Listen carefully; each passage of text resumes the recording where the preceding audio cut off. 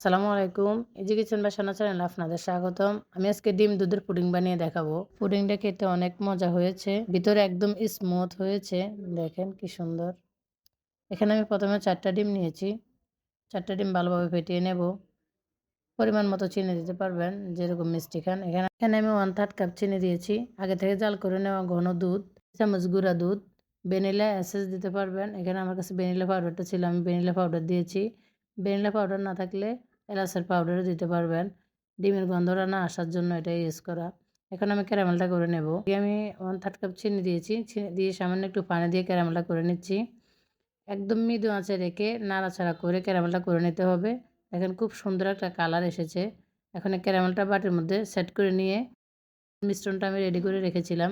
এখন এটা ছেঁকে দেব। ছেঁকে দেওয়ার চেষ্টা করবেন সবসময়। ছেঁকে দিলে তাহলে আপনার ভিতরটা অনেক স্মুথ হয়, সুন্দর হয়।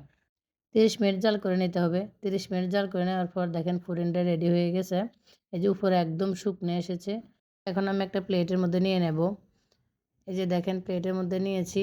দেখেন কি সুন্দর হয়েছে। এখন আমি কেটে দেখাচ্ছি ভিতরটা কেমন হয়েছে। অল্প কিছুক্ষণের মধ্যে ঝটপট ২-৩ টা উপকরণ দিয়ে বানিয়ে নিতে পারবেন। পুডিং বাচ্চাদের পছন্দের। এটা কিন্তু এমনিতে বাচ্চাদের জন্যও ভালো, স্বাস্থ্যসম্মত।